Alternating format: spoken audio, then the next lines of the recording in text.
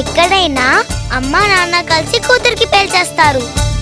కానీ ఈ రోజు నేను మమ్మీకి డాడీకి పెళ్లి చేశాను కదా, నేనే పెళ్లి పెద్దని. అవినాష్ రాజేంద్రలో ఒకటైపోయారని నేను బాధపడుతూ ఉంటే వాళ్ళకి ఫ్లవర్ బొకే ఇద్దామంటావా? ఆ పెళ్లిని పెటాకులు చేసి ఆ బజారు దాన్ని బజారున పడేలా చేసి నీ మున్నిని నీకప్పగిస్తాను. ఇంకా నీ మాటలు వింటూ కూర్చోడానికి నేనేం పిచ్చిదాన్ని కాదు.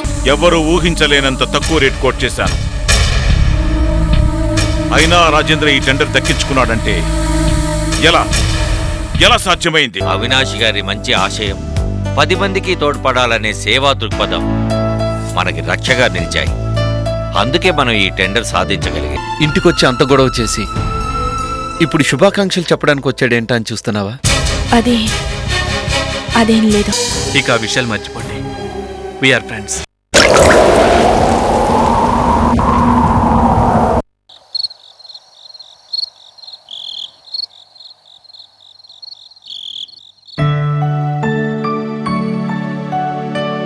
ముకుంద ముకుంద కృష్ణ ముకుంద.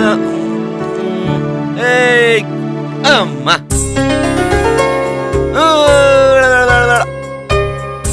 ఏంటండి ఈరోజు చాలా ఆనందంగా ఉన్నారు, ఏంటి సంగతి? అబ్బా ఆపండి మీ సరసాలు. ఇంతకీ ఏం జరిగిందో చెప్పరే? అబ్బా మీకు విషయం తెలుసా? మన భార్గవికి పెళ్ళైందట. మీకు ఈ విషయం తెలుసా? తెలుసు. దానిలో ఊపకండి, వాంతి చేసుకుంటుంది. ఇప్పుడే కడుపు నిండా పాలు తాగింది.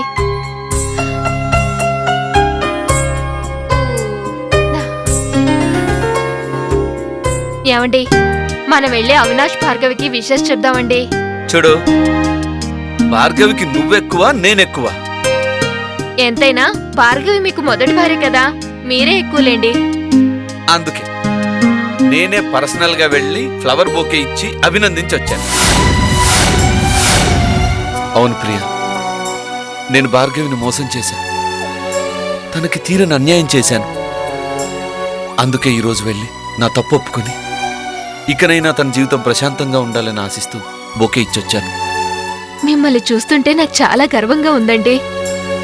ఇన్నాళ్ళు భార్గవిని ద్వేషిస్తున్నారనుకున్నాను, కానీ మనసులో ఇంత ప్రేమను దాచుకొని పైకి మాత్రం ఏమాత్రం కనపడకుండా ఎలా ఉండగలిగారండి?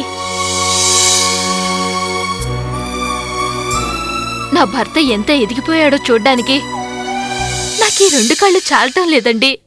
అవును ప్రియా, నా జీవితంలో నేను చేసిన మంచి పని ఇదొక్కటే అనుకుంటాను. భార్గవిని చాలా మంది చాలా రకాలుగా మోసం చేశారండి. అలాంటి వాళ్లలో నేను ఒకదాన్ని. తన మాంగళ్యాన్ని దోచుకున్నాను. మీ ఇద్దరి మధ్య మనస్పర్ధలు సృష్టించి ఒకరికొకరిని దూరం చేసి తన స్థానాన్ని నేను ఆక్రమించుకొని మీకు దగ్గరయ్యాను. నేనొక పాపాత్మురాలండి.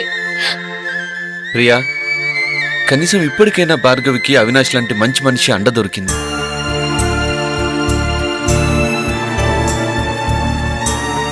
అన్నట్టు నీకు విషయం తెలుసా ప్రియా? వాళ్ళిద్దరిని చూస్తుంటే చూడముచ్చటగా మేడ్ ఫర్ ఈచ్ అదర్ లా ఉన్నారు తెలుసా? చాలండి, మీరొక్కరే వెళ్ళొచ్చి ఇంకా నన్ను ఉడికిస్తున్నారా? అది కాదు ప్రియా. పూర్వం ఒక బోయవాడితో ఒక ఋషి, నువ్వు రోజు జంతువులను వేటాడి పాపం మూట కట్టుకుంటున్నావు ఎందుకయ్యా అని అడిగితే, నా భార్య కోసం వేటాడుతున్నాను, ఎందుకంటే ఆవిడ నాలో సగభాగం కదా అన్నట్ట. నీలో సగభాగం అంటున్నావు, మరి నీ పాపాల్లో నీ భార్య సగభాగం పంచుకుంటుందా అని అడిగాడట. దానికి ఆ బోయేవాడు, నా భార్యకి నేనంటే చాలా ప్రేమ, తప్పకుండా ఒప్పుకుంటుంది అని సమాధానం ఇచ్చాడట. అయితే ఇంటికి వెళ్ళి ప్రయత్నించమని ఆ ఋషి చెప్పగా, బోయేవాడు ఇంటికొచ్చి తన భార్యతో, చూడు, నేను రోజు వేటకు వెళ్తున్నాను కదా, నేను సంపాదించే దాంట్లో ఇద్దరం సమానంగా సుఖపడుతున్నాం, మరి నేను వేటాడడం వల్ల వచ్చే పాపాన్ని కూడా నువ్వు సగం పంచుకుంటావు కదా అన్నట్ట. అప్పుడు భార్య భర్తతో, సంపాదించి పెట్టడం సుఖపెట్టడం భర్తగా నీ బాధ్యత, అంతేగాని మీ పాపాలతో నాకేం సంబంధం అని ప్రశ్నించిందిట. అది విన్న బోయేవాడు నిర్ఘాంతపోయి జీవితమేంటో అర్థం చేసుకున్నాడట. ఇంతకీ ఇప్పుడు నాకు ఈ కథ ఎందుకు చెప్పారు?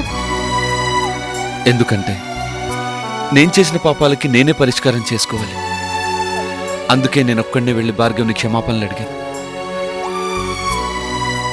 ఆ క్షణంలో భార్గవి కళ్ళలో కనిపించిన కన్నీళ్లు నన్ను క్షమించాను అని చెప్పినట్టు అనిపించింది.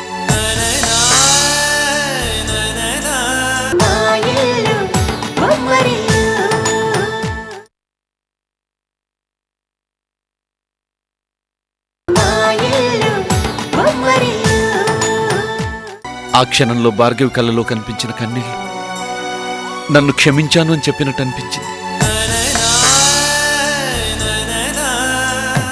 ఏమండి ఛ, లేగు.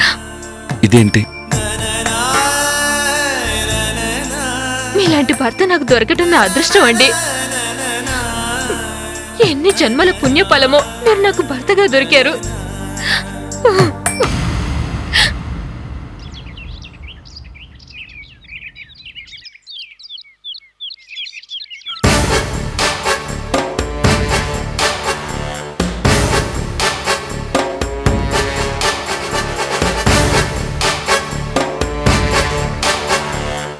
సార్,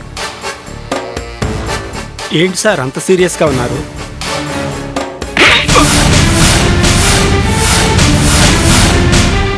ఆ రాజేంద్ర టెండర్ విషయం చెప్పింది ఎవరు? నువ్వే కదూ? మీ మీద ప్రమాణం చేసి చెప్తున్నాను సార్, ఆ టెండర్ లీకేజీకి నాకు ఏ సంబంధమూ లేదు. నోర్మై, సంబంధం లేకపోతే ₹1, కేవలం ₹1 తేడాతో ఆ టెండర్ రాజేంద్రకి ఎలా దక్కింది? నిజం చెప్పు. ఆ టెండర్ విషయం నాకు, నీకు, సూర్యకి తప్ప ఇంకెవరికీ తెలియదు.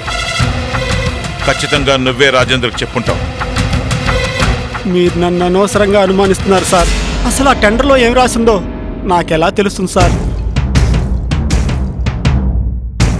మీరు సూర్య గారంటే టెండర్ మీద సంతకాలు చేస్తారు కాబట్టి మీకు తెలుస్తుంది. సీల్ చేసిన టెండర్ నా చేతికిచ్చి ఆ టెండర్ బాక్సులో వేసి రమ్మంటే వేసొచ్చాను. అందులో ఏమి రాసిందో నాకెలా తెలుస్తుంది సార్? ఓ, నీకు తెలియదు కదూ? గుడ్ మార్నింగ్ సార్, లోపలికి రావచ్చా సార్ అంటూ నా సీటు వెనక్కి వచ్చి గోతికాడు నక్కలా చూసుంటావు. చెప్పు, నిజం చెప్పు. ఎందుకు ఈ పని చేశావు? ఆ రాజేంద్రతో టెండర్ విషయం ఎందుకు చెప్పావు? చెప్పు, చెప్పురా, చెప్పు. ఆ టెండర్ లీక్ చేసింది సుందరం కాదు, నేను.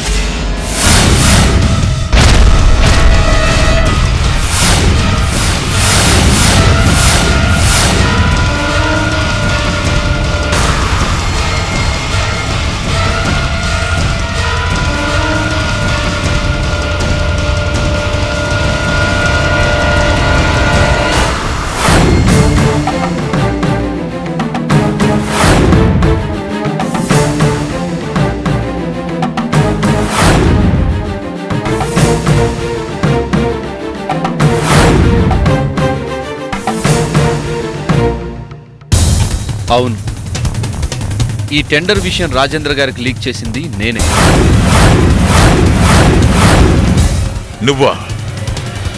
ఎందుకు చేశావు ఈ పని? మొదటి నుంచి రాజేంద్ర గారికి అన్యాయం చేస్తూనే ఉన్నావు. రాజేంద్ర గారు, ఆయన భార్య బిడ్డలు రోడ్డు మీద పడ్డానికి కారణం నువ్వు. ఆయన కష్టాలు అనుభవించడానికి కారణం నువ్వు.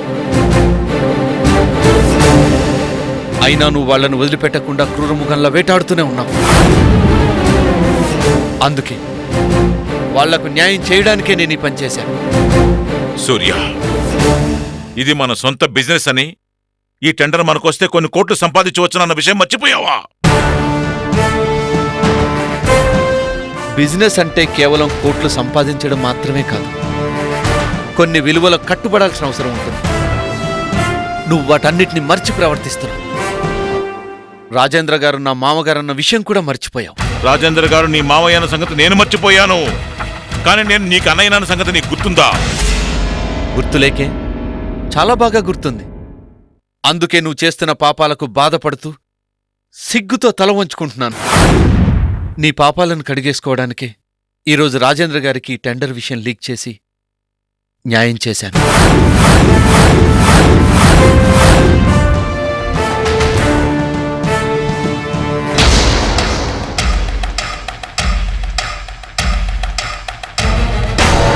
చూసావా సుందరం, వీడికి ముందొచ్చిన చెవుల కంటే వెనకొచ్చిన కొమ్ములే వాడైపోయాయి. అంతే కదండి, లోకం తీరే అంత. మనకి హాని జరుగుతుందని కొమ్ముల్ని నరికేస్తాం గాని చెవుల్ని కోసేస్తామా? మీ తమ్ముడు అదే పని చేశాడు. ముయ్ చూస్తూ ఉండు. ఇల్లు అలగ్గానే పండగ కాదు. ఈ టెండర్ దొరికింది కదా నా రాజేంద్ర మురిసిపోతున్నాడేమో. అసలు ఈ కాంట్రాక్ట్ ఎలా పూర్తి చేస్తాడో నేను చూస్తాను.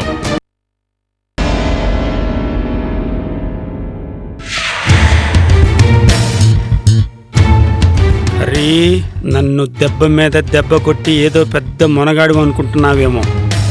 నీ బ్యాడ్ టైం ఇప్పుడే స్టార్ట్ అయింది. ఆ రాజేంద్ర గారు మళ్ళీ ఎంటర్ అయ్యారు. నిన్నెలా ఫుట్బాల్ ఆడుకుంటాడో చూస్తుండు.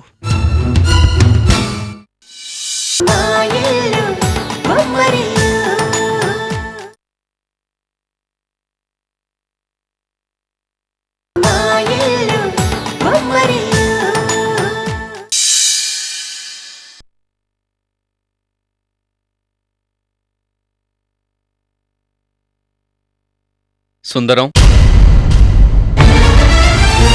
ఎందుకు చేసావు ఈ పని? ఏ పని సార్? మీరు దేని గురించి అడుగుతున్నారు? నటించకు సుందరం, నాకన్నీ తెలుసు. చెప్పు, ఎందుకు చేసావు ఈ పని?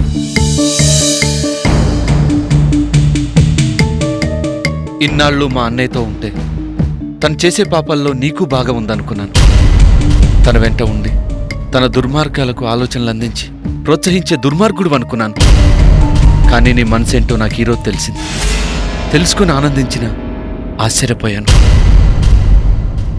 10 మందికి మంచి చేసావు, మంచి మనిషికి నువ్వు సాయం చేశావు. అది మంచి పనే కాదన్ను. కానీ వ్యాపారంలో నమ్మిన వాళ్లను మోసం చేయడం మంచి పని కాదు. ఆ పని మా అన్నయ్య లాంటి వాళ్ళు చేస్తారు. అందుకే అయిన వాళ్ళు కూడా ఆయన అసహించుకుంటారు. కానీ నువ్వు అలాంటి వాళ్ళ జాబితాలో ఉండకూడదు సుందరం. అదే నా ఆశ. నన్ను క్షమించండి సార్. ఇంకెప్పుడు ఇలాంటి తప్పు చేయను. చేతనైతే అన్యాయాన్ని ఎదిరించు, అంతేగాని ఇంకెప్పుడు నమ్మకద్రోహం మాత్రం చేయకు.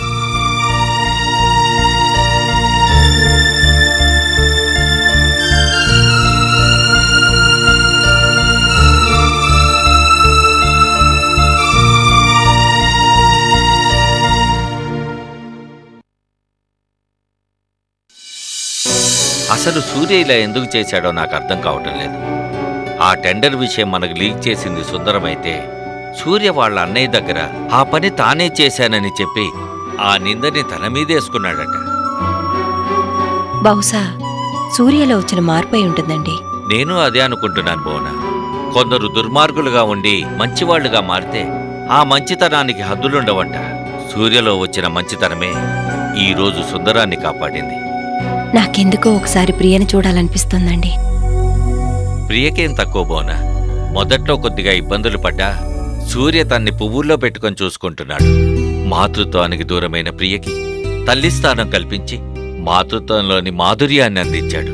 వావి వరుసలు మర్చి మరదలని కూడా చూడకుండా హింసించిన ఆ హరికి నోటితోనే బుద్ధి చెప్పి భార్య స్థానం పదిలం చేశాడు. ఇప్పుడు సూర్యలో వచ్చిన మార్పు వాళ్ళ దాంపత్య జీవితాన్ని ఇంకా సుఖమయం చేస్తుంది భువన. ఇప్పుడు మనం ఆలోచించాల్సింది భార్గవి గురించి. అవునండి, ఏ తల్లిదండ్రులైనా కూతురు పెళ్లి చేసిన తర్వాత శోభను ఎలా ఏర్పాటు చేద్దామా అని ఆలోచిస్తారు. కానీ ఆ అదృష్టం, అనుభూతిలో ఉండే ఆనందం మనకెలాగూ లేదు. కానీ ఆ పిచ్చి తల్లి భార్గవి ఇవేవీ పట్టించుకోకుండా బాధ్యతలను తన తలపై వేసుకుని చివరికి తన పెళ్లి కూడా 10 మందికి ఉపయోగపడాలని ఆశించిందే తప్ప సుఖాన్ని కాదండి. అవును భువన, ఏ కన్న తల్లిదండ్రులైనా తెలిసి తెలిసి కన్న కూతురు విధవ అవుతుంటే కనీసం ఊహించలేరు. కాని మనం బాధ్యత, ఆశయాలంటూ అవినాష్ అల్పాయుష్కుడని తెలిసి కూడా భార్గవికి అతనితో పెళ్లి జరిపించి వైదవ్యం అనే ఊబిలోకి నెట్టేశాం. అందుకే భువన, మన తోడు కావాల్సింది ప్రియకు కాదు, భార్గవికి.